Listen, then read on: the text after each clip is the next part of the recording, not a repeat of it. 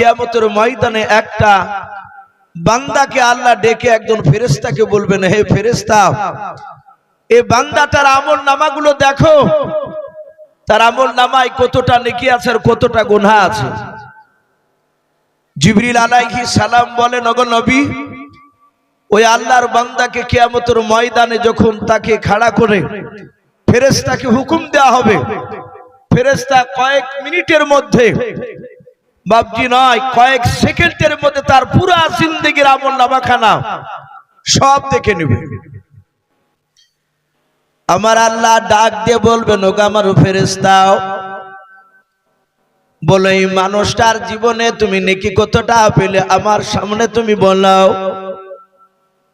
ওই ফেরেশতা আল্লাহকে ডাক দিয়ে বলবেন, আল্লাহ, আপনি এমন একজন ব্যক্তিকে আমাদের কাছে খাড়া করে দিয়েছেন, আমরা তার আমল নামাগুলো দেখলাম, তার পুরা জিন্দেগিতে একটাও নেকি লেখা নাই পুরা খাতায়, ওর পুরা জিন্দেগির পুরো আমল নামা সব গুনাহতে ভরপুর হয়ে আছে।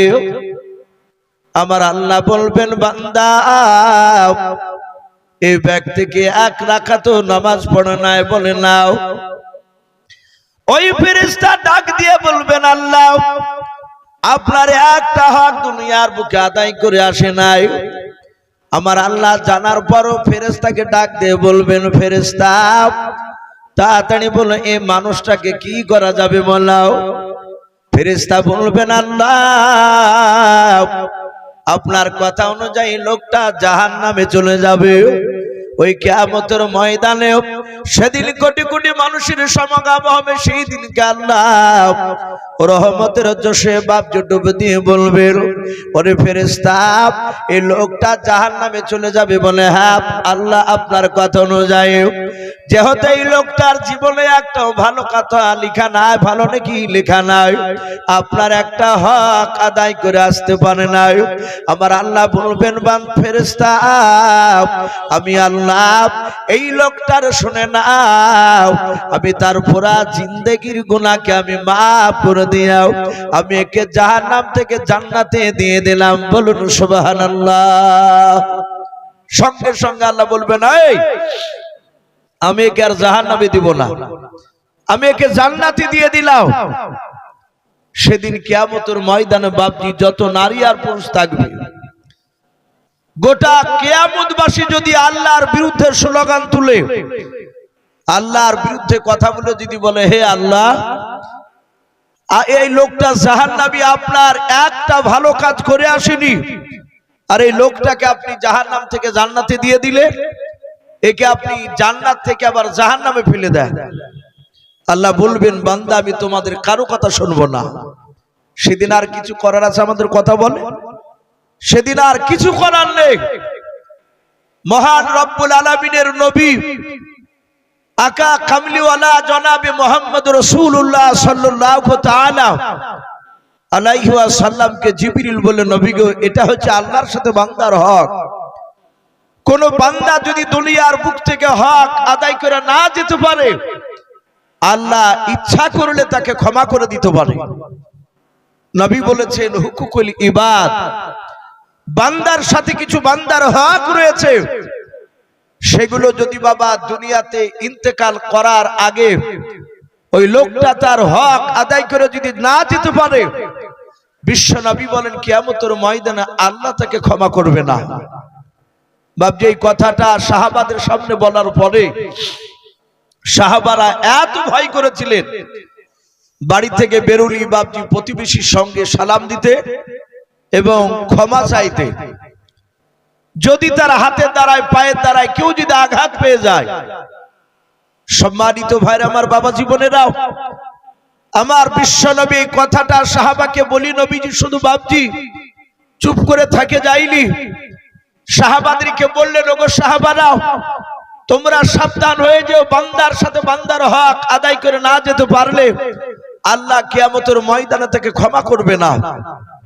বাপজি, আমার বিশ্ব নবী দরদি নবী বাপজি এই কথাটার উপর আমল করে দেখে দিয়েছে।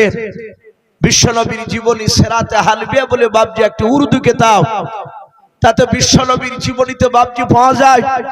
উলামায়ে দেওবন্দের লেখা সেই কিতাবটা, তাতে এসেছে আল্লাহ রসুল যখন ইন্তেকাল করবেন তার 3 কিংবা 6 দিন আগেকার ঘটনা এসেছে। হাদিসে পাওয়া যায় বিশ্ব নবী ইন্তেকাল করার আগে নবীজির মাথার যন্ত্রণা বাপজি একটু বেশি হয়ে গিয়েছিল। তার জীবনীতে পাওয়া যায় বিশ্ব নবীজির বাপজি মাথার যন্ত্রণা কতদিন ধরে ছিল। হাদিসের কিতাবে পাওয়া যায় নবীজির মাথার যন্ত্রণা মাত্র বাপজি 13 দিন ধরে ছিল। এই 13 দিন বিশ্ব নবী আমার বিছানায় পড়ে থাকছিলেন। আর এই 13 দিনের মধ্যে আমার বিশ্ব নবী দাঁড়িয়ে সাহাবাদেরকে নিয়ে নবী আমার 17 ওয়াক্তের ফরজ নামাজের ইমামতি করতে পারেনি। এটা কিতাবে পাওয়া যায়। আল্লাহ রসুলকে পেছন করে আবু বকর সিদ্দিক রাদিয়াল্লাহু তাআলা আনহু তিনি বাপজি ইমামতি করেছিলেন। আমার বলার উদ্দেশ্য এই যে আল্লাহ রসুল যখন মাথা যন্ত্রণা খুব বেড়ে গেল, নবী দুনিয়ার বুক থেকে বিদায় নেবেন তার 3 দিন কিংবা 6 দিন পূর্বেকার ঘটনা। হাজার হাজার বাপজি মক্কার সাহাবা, এক কথা আরবের ভিতর আরবের বাহির কেন, হাজার হাজার বাপজি সাহাবারা বিশ্ব নবী অসুস্থ আল্লাহ রসুলকে বাপজি দেখতে গিয়েছে। রহমতের দরদি নবী শুয়ে আছে, সাহাবারা ফাঁকা মরুভূমির ময়দানে নবীজির ঘর থেকে একটু বের করে ফাঁকা জায়গায় আল্লাহ রসুলকে নিয়ে বাপজি কয়েক হাজার সাহাবা তারা বসে নবীর চেহারার দিকে চেয়ে প্রতিটা সাহাবার 2 চোখের কোনা দিয়ে বাপজি ঝরঝর করে পানি ঝরছে। আমার দরদে নবী আর দুনিয়ার বুকে বেঁচে থাকবে না। আমার বিশ্ব নবী চলে গেলে আমরা দিনের রাহবার কাকে পাবো? আমাদের দিলকে কে পরিচালনা করবে? আমার বিশ্ব নবীর কয়েক হাজার সাহাবা তারা সকলেই বসে বাপজি তারা চেঁচিয়ে কাঁদছিলেন না, চুপচাপ রাসূলের দিকে তাকাচ্ছিলেন আর চোখ দিয়ে পানি ঝরছিল। সম্মানিত ভাইরা আমার, বাবা জীবনেরা, আমার দরদি নবী বিছানায় শুয়ে শুয়ে প্রতিটা সাহাবার চারিদিকে বাপজি লক্ষ্য করে দেখছে। আমার বিশ্ব নবীর ওই কথাটা মনে পড়ে গিয়েছে যে হুকুকুল ইবাদ, বান্দার সাথে কিছু বান্দার হক রয়েছে, আদায় করে না যেতে পারলে কিয়ামতের ময়দানে আল্লাহ রাব্বুল আলামিন তাকে ক্ষমা করবে না। নবী চিন্তা করলেন আমি আল্লাহ রসুল হলেও আমিও তো একজন আল্লাহর বান্দা। জোরে বলুন সুবহানাল্লাহ। আল্লাহর নবী বান্দা, তার সাথে হাতে রসুলও ছিলেন। নবী চিন্তা করলেন আমিও তো আল্লাহর বান্দা, আমি বান্দা, আমার উম্মাত উম্মাতীদেরকে আমি কথাটা বলেছি, এই কথার উপর তো আমার তো আমল করা হয় না। আমার বিশ্ব নবী হঠাৎ করে সাহাবাদের দিকে লক্ষ্য করে বলেন, ওগো আমার সাহাবায়ে কেরাম, আমার 2 হাত ওখানা ধরে আমাকে একটু উঁচু করে বসাও। বাপজি আমরা দেখতে পাই মানুষকে মারা গেলে তাকে যখন খাটলিতে রাখা হয়, গোসল করে বাপজি কাফন পরে জানাজার মাঠে যখন নিয়ে যাওয়া হয়, তখন দেখবেন ওই মৃত ব্যক্তির মাইয়াতে ওর পায়ের দিকে মাথার দিকে ওর কাছে দেখবেন খুব কাছের লোকগুলো বাপজি তারা কয়েকজন দাঁড়িয়ে থাকে। ইমাম সাহেব বাপজি ওখানে দাঁড়িয়ে বক্তব্য দেয়।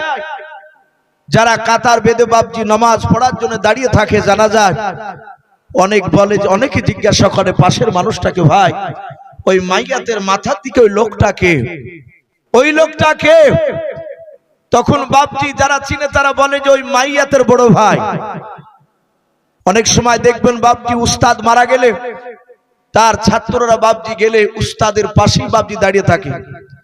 অনেকে বলে যে ওটাকে, বলে যিনি মারা গেছেন ওনারই ছাত্র। সম্মানিত ভাইরা আমার, বাবা জীবনেরাও, আমার বিশ্ব নবীজির বাপজি কাছাকাছি নবীজির জামাই হযরত উসমান গনি রাদিয়াল্লাহু তাআলা আনহু, নবীজির আরেকটা জামাই হযরত আলী রাদিয়াল্লাহু তাআলা আনহু, তারা দুজনা বিশ্ব নবীর বাপজি খুব কাছে বসেছিলেন। আল্লাহর নবী ডাক দিয়ে বলুন, ওগো সাহাবাও, আমার হাত ওখানা ধরে তোমরা একটু উঁচু করে আমাকে একটু বসাও। উসমান গনি রাদিয়াল্লাহু তাআলা আনহু বাবা, হযরত আলী রাদিয়াল্লাহু তাআলা আনহু, দুজন সাহাবা নবীজির 2 দিক থেকে বাবা হাত ওখানা ধরে নবীজিকে একটু বসালেন। আল্লাহ রসুলের জামাই উসমান গনি রাদিয়াল্লাহু তাআলা আনহু নবীজির পেছন দিকে পিঠের দিকে একটু হাতটা সাট করে বলল, নবী গাও, আর আপনাকে উঁচু করে বসানো যাবে না। নবী আপনার মাথার যন্ত্রণা বেড়ে যাচ্ছে। আল্লাহর নবী বলেন, শাবাব, আর উঁচু করে বসান, এইভাবে তোমরা ধরাও। আল্লাহর নবীর শাবাব উসমান গনি রাদিয়াল্লাহু তাআলা আনহু বলেন, আমরা দেখলাম নবীজিকে যখন আমরা বসে দিলাম, নবীজি বসে পড়লেন। আল্লাহ রাসূল ডাক দিয়ে, বাবা, এইভাবে হাত দুখানা আস্তে করে নবীজি উঁচু করে ধরলেন। ধরার পর ডাক দিয়ে বলেন, ওরে আমার আবু বকর, আবু বকর সাহাবা, তুমি কোথায় আছো? তোমার হাত দুখানা ধরতে দাও। হযরতে আবু বকর সিদ্দিক রাদিয়াল্লাহু তাআলা আনহু নবীজির ডান পাশে বাবজি বসেছিলেন। আল্লাহর নবীর ডাক পার সাথে আবু বকর তিনি দাঁড়িয়ে গেলেন। নবীজির হাত দুখানা জোরে জোরে কাঁদেন আর বলেন, নবী গাও, আমি আপনার সাহাবা আবু বকর। ও নবী, আপনি বলুন কেন আমার হাত ওখানা ধরতে চাইলেন? আল্লাহর নবীজির সাহাবা আবু বকর ডাক দিয়ে বলেন, নবী আপনি বলুন কেন আমাকে দাঁড়াতে বললেন? আল্লাহর নবীজি আবু বকরের হাত ওখানা জুড়ে ধরে কাঁদেন আর বলেন, আবু বকর শুনে নাও, আমি তোমাকে অনেক জায়গা নিয়ে গিয়েছিলাম। ওরে আমার আবু বকর, আমার 1 2 3 4 করে 63 বছর হতে চললাম।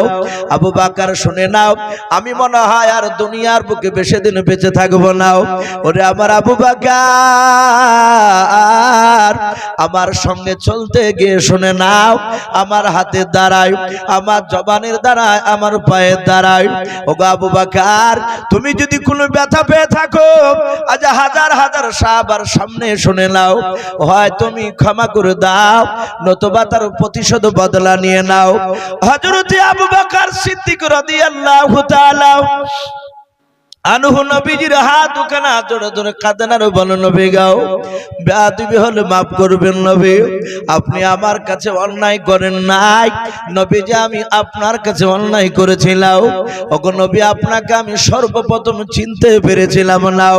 ও বাপজি ভাইরাও, আবু বকর সিদ্দিক রাদিয়াল্লাহু তাআলা আনহুর জীবনীতে পাওয়া যায়, আবু বকর বাবা উনি ছোট থেকে কাপড়ের ব্যবসা করতেন। হযরত আবু বকর বলেন, আমি তখন নবীজি পয়গম্বরকে আমি চিনতাম না। আবু বকর সিরিয়ায় নাই, শাম দেশ বলে বাপজি একটা জায়গা, আরবের বুকে বাবা, মক্কার লোকেরা শাম দেশ আর সিরিয়ায় বসে নাও, এই সব কয়েকটা বাপজি দেশে তারা ব্যবসা করতে যেত। বেশিরভাগ মক্কার লোকেরা তারা সিরিয়ায় আর শাম দেশে বাপজি তারা ব্যবসায় বেঁচে যেত। আবু বকর বলেন, আমি একদিন ব্যবসায় গিয়েছিলাম শাম দেশে। আবু বকর মাল বিক্রি করে বাবা, আবু বকর বলেন, আমি ওই হাটের ভিতরে ঘুরে ঘুরে বেড়াচ্ছিলাম।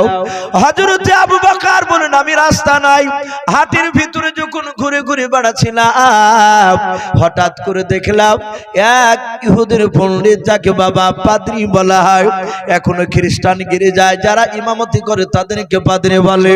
হযরতে আবু বকর বলেন, আমি হাটে যখন রাস্তা দিয়ে ঘুরে ঘুরে বেড়াচ্ছিলাম, ওই হাটের ভিতরে হঠাৎ করে দেখলাম এক ইহুদির পাদ্রীর বাবা, ইহুদির বড় পণ্ডিত আলেম, তার নাম কেতাবে পাওয়া যায় বুহায়রা রহিম বলে নাম।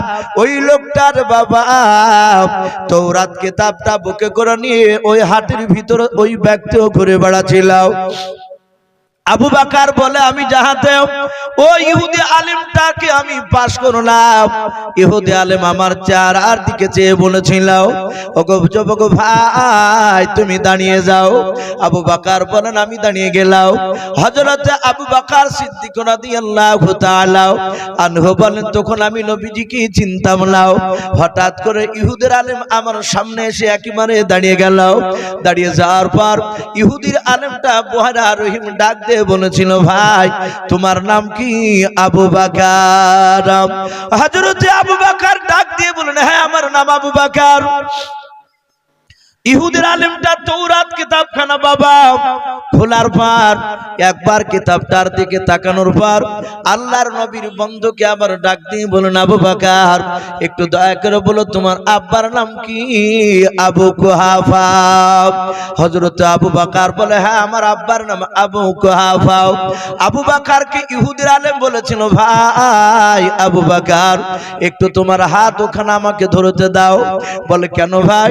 ও ভাই তুমি আখির জামানার পয়গম্বর জনাবে মুহাম্মদ রাসূলুল্লাহ সাল্লাল্লাহু তাআলা আলাইহি ওয়াসাল্লামের তুমি বন্ধু হবে। বলুন সুবহানাল্লাহ। হযরত আবু বকর হাতটা ধরে দিয়ে বলেন, ভাই আমি তো আল্লাহর নবী আখির জামানার পয়গম্বরকে আমি এখনো চিনতে পারি নাই, আমি তো তাকে নবী বলে চিনি নাই। ইহুদিরা আলেমটা বলেছিল, ভাই একটু দয়া করে তোমার পৃষ্ঠ মোবারকখানা আমাকে একটু দেখতে দাও। আবু বকর বলেছিল, কেন ভাই? বলে, ভাই রে এই তাওরাত কিতাবে লেখা আছে আখিরি জামানার একজন নবীর বন্ধু হবে, তার নাম হবে আবু বকর, তার আব্বার নাম হবে আবু কুহাফা। শুনে নাও, তার বাড়ি হবে মক্কা নগরে।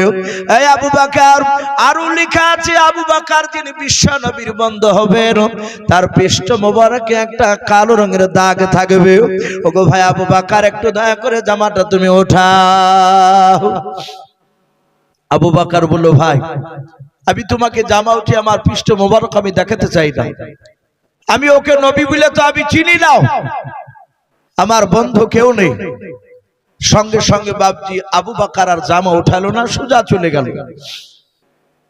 আবু বকর বলেন, ওখান থেকে কিছুদিন পরই আমি বিশ্ব নবীকে চিনতে পেরেছিলাম।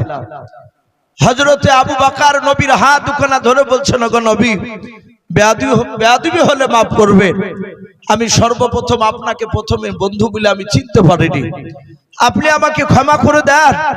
আল্লাহ রসুল বলছেন, এই আবু বকর আমি ক্ষমা করে দিয়েছি, যদি তুমি আমার হাতের জবান এবং পায়ের দ্বারা যদি আঘাত পেয়ে থাকো হয় ক্ষমা করে দাও, নতুবা তার প্রতিশোধ বদলা নিয়ে নাও।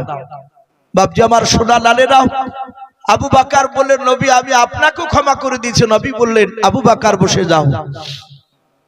হযরতে বিশ্ব নবী আমার দ্বিতীয়বার হাত ওখানে ভাবে বাবা উঁচু করে ধরলেন। নবী আমার ডাক দিয়ে বলেছিলেন, ওরে আমার ওমর। আল্লাহ রাসূলের সাহাবা আমিরুল মুমিনিন ওমর ইবনুল খাত্তাব রাদিয়াল্লাহু তাআলা আনহুর বাবা। নবীর বাম পেছনে বাপ যে আপনার সাইডে বসেছিলেন। নবী যাতে বলেন, ওমর তুমি দাঁড়িয়ে যাও, তোমার হাত ওখানে আমাকে ধরতে দাও। ওমর দাঁড়িয়ে গিয়ে আল্লাহর নবীজির হাত ওখানে জোড়ে ধরলেন। জোড়ে ধরার পর আল্লাহর নবী বলেন, ওমর আমার হাতে দাঁড়ায়, জবানের দাঁড়ায়, পায়ে দাঁড়ায় রে ওমর, যদি তুমি আঘাত পেয়ে থাকো এই ওমর তাহলে তুমি শুনে নাও, হয় তুমি আমাকে ক্ষমা করে দাও, নতুবা তার প্রতিশোধ বদলা তুমি নিয়ে নাও। আল্লাহর নবীজির সাহাবা ওমর ফারুক রাদিয়াল্লাহু তাআলা আনহু সঙ্গে সঙ্গে বাবা আল্লাহর নবীজির হাত ওখানা ছেড়ে দিয়াও আল্লাহর নবীজির পা দুখানা বাবা জোড়ে ধরলেন। হযরত ওমর পা দুখানা জোড়ে ধরে বলেন, ফেদা কাবি আম্মি ইয়া রাসূলুল্লাহ।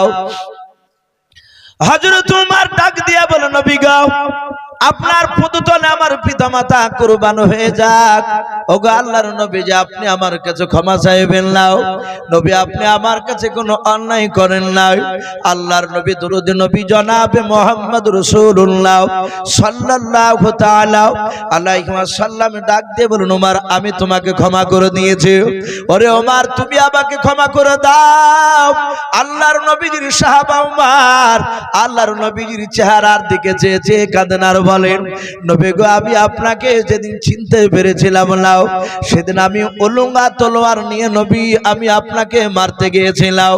আল্লাহর নবী জনাবে মুহাম্মদ রাসূলুল্লাহ সাল্লাল্লাহু তাআলা আলাইহি ওয়াসাল্লাম যখন ওই কথা বাপজি বলেন, ওমর তুমি কান্না করো না। ওমর নবীজির হাত ওখানা নয় পা দুখানা জোড়ে ধরে কাঁদেন আর বলেন, নবী গো আমি আপনাকে সেই দিনই চিনতে পেরেছিলাম না। ও নবীজি সেই দিনের জন্য আমি আপনার কাছে ক্ষমা চাই। আল্লাহর রাসূল যখন বাপজি আপনার বলছেন, ওমর আমি তোমাকে তো সেদিনও ক্ষমা করে দিয়েছিলাম। হঠাৎ করে নবী বলেন আমি দেখলাম আল্লাহর নবীজির 10 হাত দূরে থেকে বাবা একজন সাহাবা উরাইকা বলে বাপজি তার নাম পাওয়া যায় কিতাবে। হযরত উরাইকা রাদিয়াল্লাহু তাআলা আনহু দৌড়ে এসে আল্লাহর নবীর কাছে হাওমা করে কান্না শুরু করে দিলেন। আল্লাহর নবী বলেন ওরে সাহাবা, এই উরাইকা তুমি কান্না করেছো কেন বলো? উরাইকা সাহাবা কাঁদেন আর বলে নবী গো, ও নবীজি এখানে কয়েক হাজার সাহাবা আছে বলে। হাও ও আল্লাহর নবী শুনে নাও, অনেক সাহাবারা তারা বলে আমরা ওমরের ইসলাম গ্রহণ করা আমি নিজ চোখে দেখেছিলাম। নাও ও আল্লাহর নবীজি আমার বাড়ি মক্কা নগরে নাই, আমার বাড়ি শাম দেশে ছিল। নবী ওমর ঈমান আনার পর আমি অনেক দিন পর মুসলমান হয়েছি, ঈমান এনেছে। ও আল্লাহর নবী যে আপনার দরবারে ওমর বসে আছে, জিন্দা আছে, আপনি জিন্দা আছেন, অনেকগুলো সাহাবা এখানে আছে। ও নবীজি একটু দয়া করে আপনার ওমরকে বলুন ওমর নিজ মুখে কিভাবে ইসলাম গ্রহণ করেছিল। আল্লাহ রাসূল বলেন এই সাহাবা ওমর ইসলাম গ্রহণ করেছিল এগুলো তো আমি বলেছি। উরাইকা বলছেন হুজুর আমি জানি।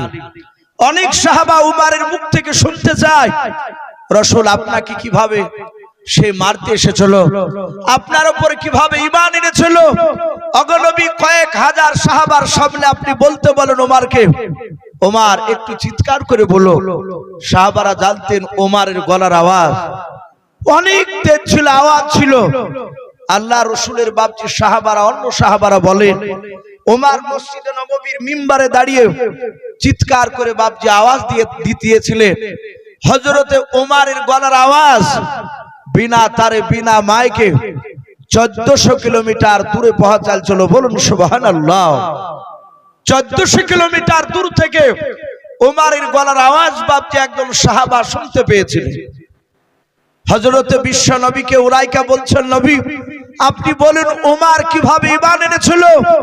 ওমর একটু চিৎকার করে আপনার সামনে আমাদের সামনে একটু বলো, আমরা ওমরের ঈমান আনার ঘটনা আমরা শুনতে চাই।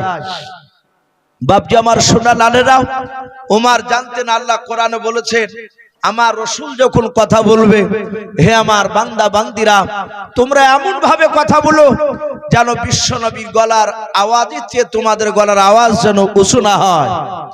এটা আল্লাহ কোরআনে বলেছেন।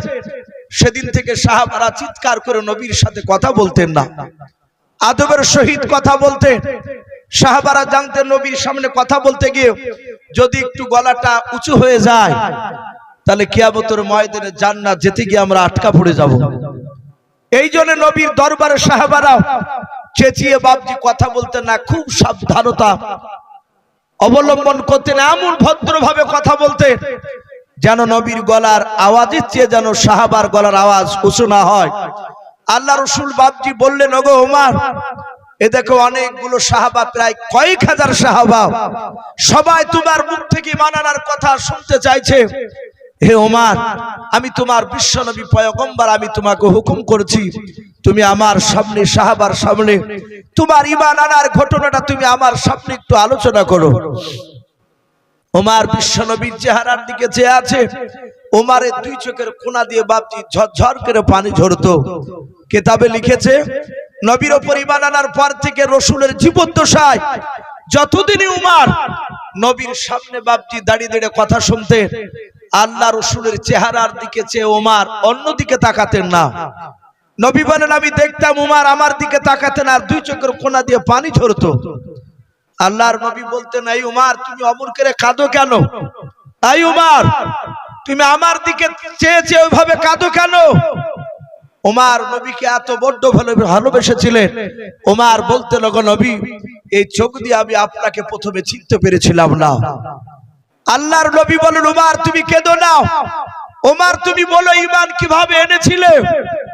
হাদিসের কিতাবে পাওয়া যায় ওমর বিশ্ব নবীকে বলে নবী আমি চেঁচিয়ে বলবো বলে হ্যাঁ ওমর আমি অনুমতি দিলাম, তুমি আলোচনা করো, সাহাবারা তোমার মুখ থেকে শুনতে চায়। আমিরুল মুমিনিন ওমর ডাক দিয়ে বলতে লাগলো ওগো নবী আমি সেই সময় আমি আপনাকে চিনতাম না তো বটেই, ওগো নবী একদিন আপনার চেহারা আমি নিজ চোখে দেখি নাই, আপনাকে দেখলি আমি মুখটা ফিরে নিতাম, আপনাকে দেখলে এইভাবে কানে আঙুল দিয়ে চলতাম যেন আপনার গলার আওয়াজ আমার কানে যেন না পৌঁছায়। কেন? বলে আবু জেহেল আমাদেরকে বলতো যে খবরদার মুহাম্মদ সাল্লাল্লাহু আলাইহি ওয়াসাল্লামের কথা তোমরা শুনতে যাবে না, মুহাম্মদের দিকে তাকাবে না। আবু জেহেলরা জানতো বিশ্ব নবীর কথা যদি বাপজি কেউ 5 মিনিট শুনে সেই লোকটা নবীর কলেমা না পড়ে আর থাকতে পারবে না। বলুন সুবহানাল্লাহ। এটা আবু জেহেল কাফের বেঈমানরা জানতো। সম্মানিত ভাইরা আমার, বাবা জীবনেরাও, আল্লাহর নবী জনাবে মুহাম্মদ রাসূলুল্লাহ সাল্লাল্লাহু তাআলা আলাইহি ওয়াসাল্লাম বলেন, ওমর তুমি কিভাবে তুমি আমার দরবারে যাচ্ছিলে? একবার জোর গলায় তুমি বলো।